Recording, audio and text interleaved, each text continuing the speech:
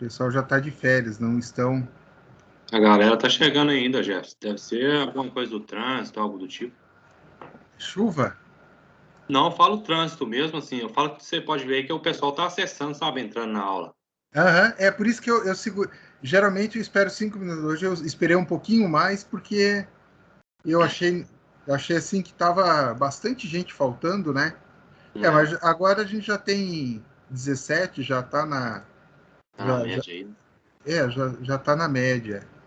Então eu vou fazer o seguinte, eu vou iniciar, porque a gente tem a parte teórica para ver, de conteúdo, Foi e da na prática. sequência a gente tem a parte prática, né? Para ver corte.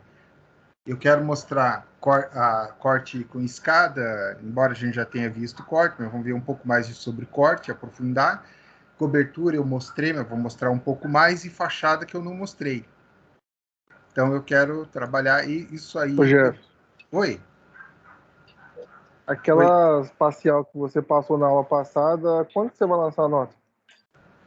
Semana que vem eu tenho que fechar todas as notas e corrigir. Então não tenho muito choro, nem muita vela. Eu semana que vem tenho que matar isso aí. Se Ah, eu não não, matar, beleza, então. né? Então, se eu não matar isso aí semana que vem, complica a minha vida. Então, até semana que vem, tudo lançado.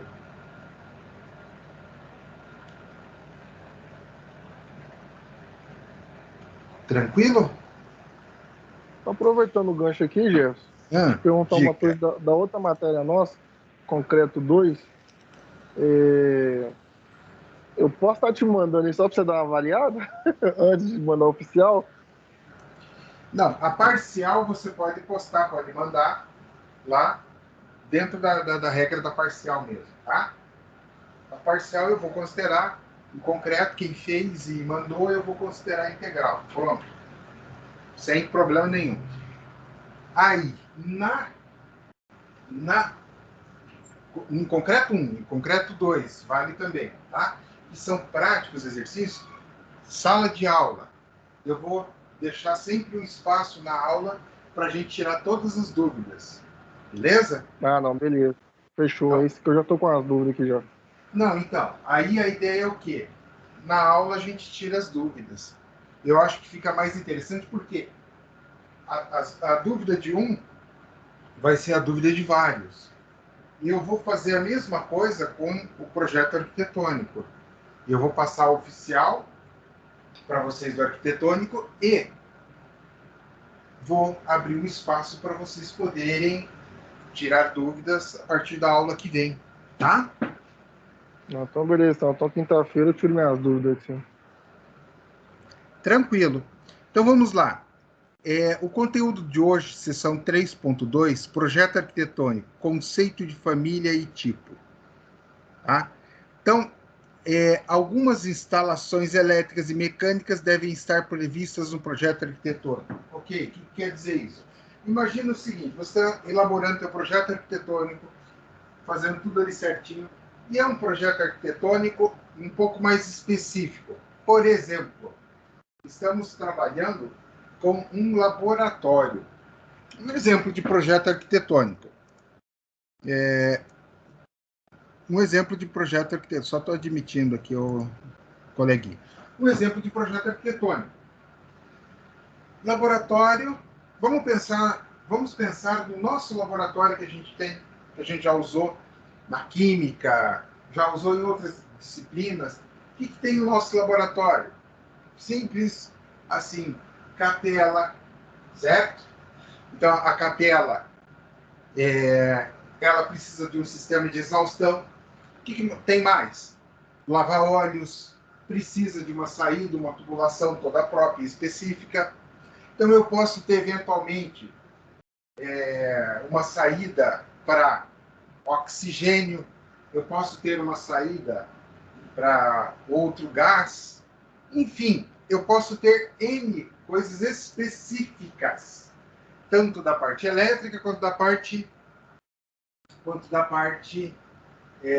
hidráulica. E aí você tem que prever isto no teu projeto, para que isto esteja claro. Por exemplo, eu estou fazendo o projeto de uma residência. Eu tenho que, no arquitetônico, informar que vai ter ar-condicionado. Por quê? Porque, senão, quem vai fazer o projeto elétrico, como é que ele vai fazer opa, mas tem ar-condicionado e aqui não foi especificado? Né? Então, tem toda a questão da tubulação para passar, para fazer as esperas. E aqui na foto, um sistema solar. Tem que estar previsto no arquitetônico? Sim, tem que ter a previsão. Por quê? Porque a questão do painel solar, ele impacta na questão estética, certo? E não só a questão estética, a questão funcional também. Como assim, professor? Eu preciso posicionar o sistema, pensando no sistema de aquecimento e não placa solar para energia elétrica, tá? Não são fotovoltaicas. A gente está pensando em aquecimento. Eu preciso ter um boiler. Este boiler precisa ser armazenado, geralmente, na cobertura. Eu tenho espaço de acesso legal para fazer isso? Eu tenho altura legal para fazer isso? Né? Então, porque às vezes o cara, não, eu quero colocar um boiler lá, legal, vamos colocar. E aí você vê que o boiler que o cara quer colocar não ficou o espaço necessário e com acesso fácil ao telhado, ao manuseio. Então, isso aí você tem que fazer o quê? Prever esse sistema. Tá? E aqui ele fala também, ó, climatização, né, que entra daí, no caso, o ar-condicionado, e isolamento acústico. Por exemplo, eu quero projetar isolamento acústico. Estou construindo um prédio, ele vai ficar na parte central da cidade, né? E aí eu preciso prever isolamento acústico. Por quê? Porque senão ninguém vai querer comprar o meu apartamento. Ou um hotel, uma região central. Sem isolamento acústico, quem é que dorme? Ninguém. Fica um desconforto para o cliente. Então você começa a fazer uma análise da situação. E eu tenho que fazer essa previsão no projeto arquitetônico. Não posso. Não tem outro lugar que você vai ter que fazer o detalhamento. Detalhamentos específicos, que é a previsão. Então, isso tudo compete ao projeto arquitetônico. Tá? Isso com o objetivo de fazer o quê? Minimizar erros. Alguém está com o áudio aberto. Vou silenciar aqui, porque... Então, por exemplo, a hidráulica e elétrica. Você, no projeto arquitetônico, você já vai fazer a previsão. O ideal é que você faça da hidráulica, principalmente. Como que eu faço essa previsão? Você tem os próprios gabaritos do AutoCAD, os desenhos prontos, de pia, vaso sanitário, chuveiro. Então, você já posiciona exatamente onde você vai querer que estes equipamentos fiquem ocupando o espaço dentro do teu banheiro. Tá? Então, você precisa fazer essa previsão no projeto. E se você não fizer essa previsão no projeto, você não vai conseguir depois ter um ambiente legal para fazer essa execução. Né? Então, assim, eu fiz o banheiro lá, ok. E o chuveiro, onde é que fica? Onde é que vai ser a pia, o vaso? Aí quem vai fazer o projeto hidráulico vai te questionar.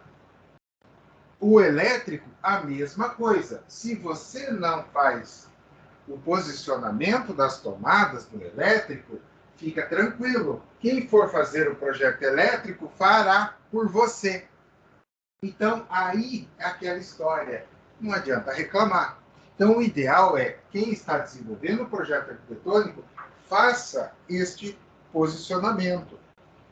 Faça um posicionamento prévio de tomadas para o projeto. E coisas específicas também, como um ar-condicionado, você já pode colocar nele, né? E aqui ele traz aqui, ó, exemplo de pontos de hidráulica na cozinha, etc., que você deve fazer a previsão. Ou seja, se eu não coloco aonde ficará a máquina de lavar roupa e o tanque, como é que quem vai desenvolver o projeto hidráulico vai adivinhar? Ó, aqui é a lavanderia, ok, mas aonde que fica o tanque, onde fica a máquina? Repare, toda essa tomada de decisão, pessoal, é de extrema importância, tá? Porque esta tomada de decisão, ela vai originar o quê? Boas ações para o teu projeto, evitando, assim, erros. Tá? Então, posicionar a máquina, posicionar as pias, vaso, enfim, tudo isso é algo que você deve fazer no projeto arquitetônico.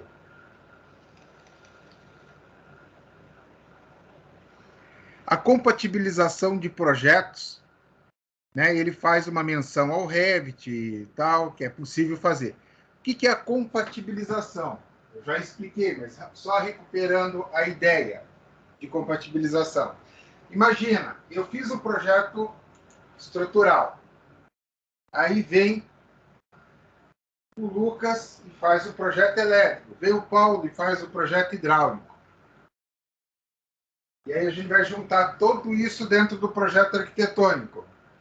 E aí eu fiz a previsão dos pilares, vigas, etc., passando em determinados pontos da construção, sem problema nenhum. Só que daí o Paulo foi lá e lançou no elétrico dele o quadro de distribuição bem onde fica um pilar. E o Lucas fez a mesma coisa com os tubos de descida de esgoto, lançou bem onde ficam os pilares. O que acontece? Na hora de executar a obra, está feita a confusão. O engenheiro que for executar vai ficar perdido, né? E aí ele vai ter que fazer duas coisas. Uma, chamar quem projetou e resolver, correndo o risco de ter que parar a obra, né? Até que você consiga fazer tudo isso, ou ele vai tomar a decisão, a qual pode não ser a melhor. Como assim? A descida e as conexões que você tem na tua tubulação, elas, basicamente, toda essa passagem de tubulação, tudo isso, não é do além, não é o acaso. Você tem ângulos de 45 graus que você vai trabalhar em ângulo reto e em linha reta. Você não pode utilizar 60 graus, você não pode utilizar 90 graus. Por quê? Porque a norma de instalações hidrossanitárias proíbe. Vocês vão ver isso quando fizerem a disciplina de hidrossanitária, ok? Mas, ao tomar a decisão de deslocar, você pode estar fazendo o quê? Usando uma peça a mais, que saiu daquele orçamento inicial, mas não é um problema tão sério, mas você pode acabar eventualmente gerando um problema de desalinhamento dessa tomada. Então, o que é o ideal? Compatibilizar os projetos, tá? Dentro da tecnologia que a gente está evoluindo e migrando para ela, e assim, não adianta a gente fantasiar o palhaço e falar, hoje é tudo assim. Mentira, que não é. Nós estamos migrando para ela. Daqui uns 5 anos, a gente deve estar quase que totalmente nela. Daqui 10 anos, absolutamente, a gente vai estar totalmente nela. Mas até então, não existe ainda esse conceito de 100%. Pessoal, sendo realista, pelo que eu vejo e acompanho, a gente está abaixo de 20% desse nível de compatibilização usando o Revit e usando outros softwares que fazem essa integração. Muitos softwares já trazem essa plataforma de integração, tá? o QI Builder que eu utilizo, da AutoQI, junto com o próprio EDERIC, eles já vêm com essa compatibilização automática e gera o arquivo IFC, que é o arquivo padrão BIM. Certo? Qual que é o problema? O problema é que você não tem ainda todos os projetos saindo 100% e não tem todos os projetos ainda saindo no Revit. Então, leva-se um tempo. Mas isso aí, pessoal, eu vivenciei a mudança da prancheta para o AutoCAD. Tá? Então, em 96, quando eu comecei a trabalhar com o AutoCAD, você tinha pessoas desenhando ainda na prancheta. Eu diria que 50%, 60% ainda estava na prancheta. Ao longo dos anos, isso foi reduzindo. Então, a partir de 2001, 2002, praticamente se extinguiu as pranchetas. As pranchetas passaram a ser peças de enfeite em escritório de engenharia. Só. O CAD veio substituir. Então, o Revit vai fazer isso com o CAD? Vai. Mas vai ser de imediato? Não. Eu acredito que ainda leva alguns anos, tá? Nós vamos ter pelo menos ainda mais uns 5 anos para que a gente tenha isso chegando a 50%, 60%, que foi o que eu peguei lá em 95, 96, 50%, 60%. E aí você vai ter essa, digamos assim, esse problema de compatibilização resolvido. Até lá, o que você recomenda, professor? Compatibilização do projeto, tá? Ou seja, quem vai para a área de projetos e para quem vai executar. Isso vale para os dois, tá? Aí eu só quero execução, não quero projeto, esse negócio é chato, tem que fazer corte, eu não gosto de corte, ok? Vai ser feliz executando obra, tá? Só que chegando lá, você tem que analisar antes. Não no meio da obra, se você tem alguma interferência de projeto. Como você vai fazer isso? Fazendo a leitura dos projetos, arquitetônico, elétrico, estrutural. Junta tudo, verifica, preventivo de incêndio, se for, né, prédio, verifica e analisa para ver se você não vai ter nenhum problema. Ah, professor, é corrido e tal, você mal pegou a obra, já começa a fundação. Ok. Ninguém faz uma fundação de uma obra grande em uma semana. Né? Você vai ter pelo menos 2 semanas trabalhando e olhe lá. Geralmente até mais. Então, você está nessa fase de fundação, beleza. Pega os projetos, tira uma hora de qualidade e dá uma olhada para ver se não tem tubulação elétrica e hidráulica coincidindo com a estrutura. Eu vou dizer para vocês, pela experiência que eu tenho, que a probabilidade de ter é 90%. Tá? Vai ter, com certeza, um ou outro encontro ali de tubulação, vai ter. Ok? Só admitir os coleguinhas. Então, pessoal, aqui ele traz daí a questão de composição de fachadas, tá?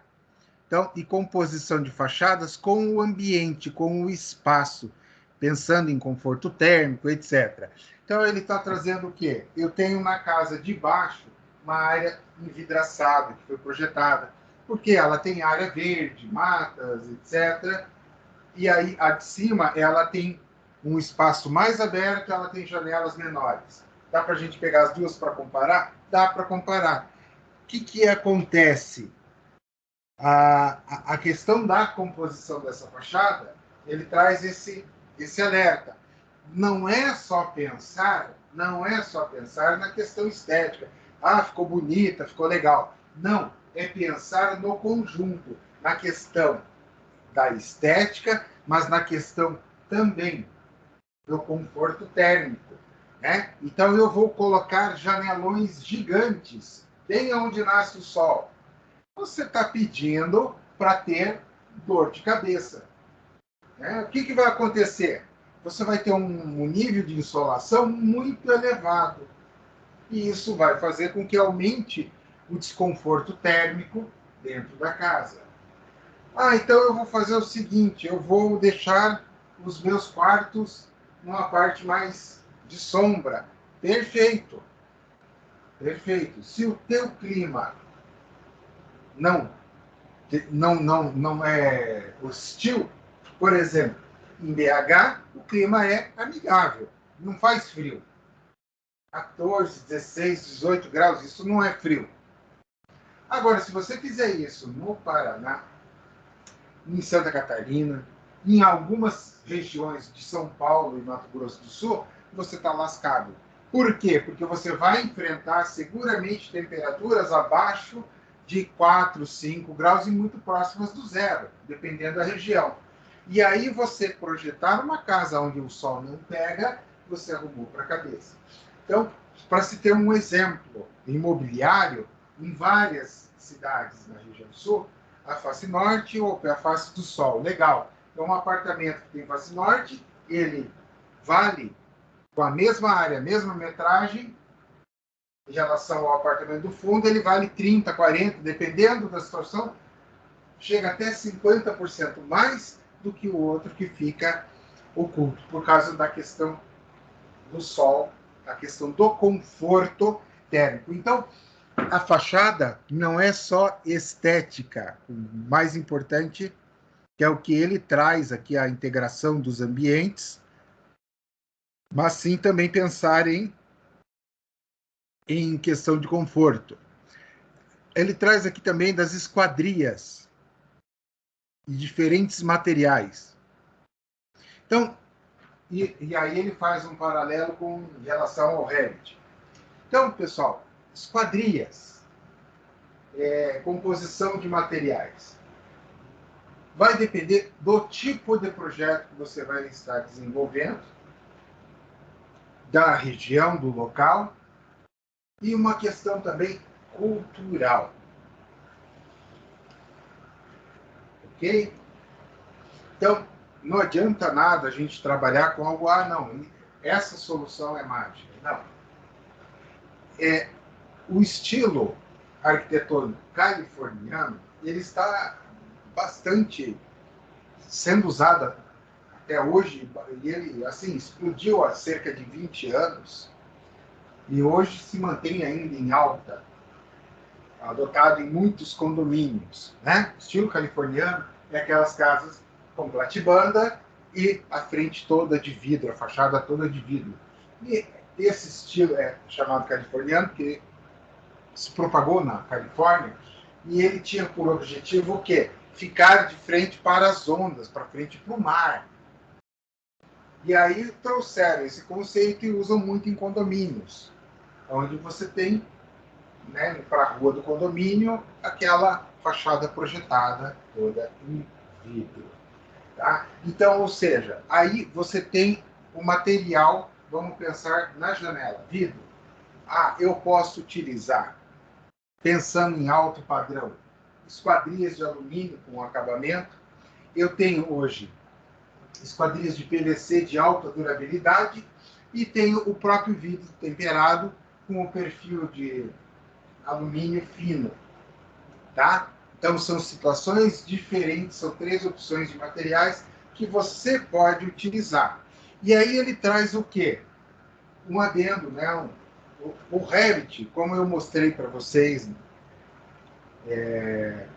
em aulas anteriores, que é possível configurar os materiais. A gente olhou para a configuração, no caso de uma parede, olhando lá como seria a questão do reboco, quantos centímetros, a espessura do tijolo, enfim, todo esse detalhamento. Legal. Eu posso levar isto para outros materiais? Claro, eu posso pegar uma porta e criar uma família, um grupo de portas com um determinado padrão de acabamento. Por exemplo, eu quero que a minha esquadria, né, o batente da porta, aquele acabamentozinho que vai na porta, eu quero que esses batentes sejam de madeira e quero que seja reto. Não, olha, eu quero que ele seja chanfrado. Então, você pode criar o estilo dentro da tua biblioteca ali, do Revit, e depois você vai utilizando. Então, não existe almoço grátis. Eu já falei isso para vocês. A primeira vez que vocês forem configurar e criar toda essa base, professor, tem pronto? Tem pronto. Mas você tem que pegar, você tem que verificar as medidas. Vai que o cara fez lá e deixou pronta a porta. Tá bem bonita. Mas a porta que ele fez, ela tem, ao invés de ter 80 por 2,10, ela está lá com 2,5 por 78. Então, fora de medida. E daí, você vai fazer o quê? Fazer todas as suas portas fora de medida no projeto? Não. Então, o bom senso diz o quê? Confere, verifica, analisa se está tudo ok.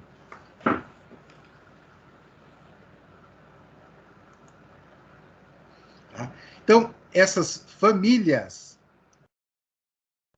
como eu acabei de citar, não servem só, como eu falei, dei o exemplo da porta, mas já tinha falado da parede, mas dá para estender a piso, dá para estender ao telhado, dá a escada, enfim, você pode adotar para vários outros grupos de materiais.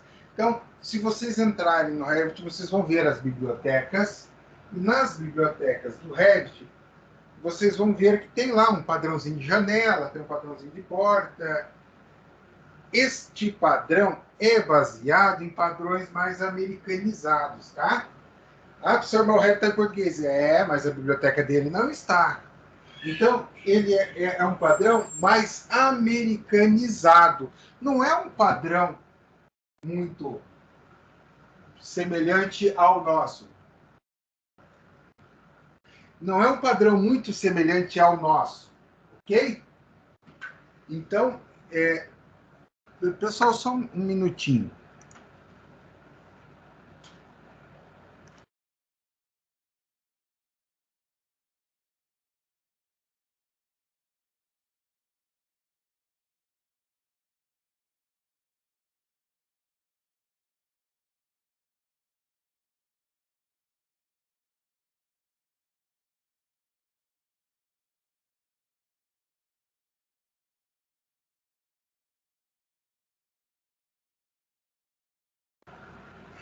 Desculpa, pessoal. Voltando, então, com essas famílias é possível a gente criar N possibilidades e depois você vai modelando e alterando conforme vocês acharem interessante. Ok? Terminamos o conteúdo da aula 3.2. Eu vou interromper a gravação só para depois ficar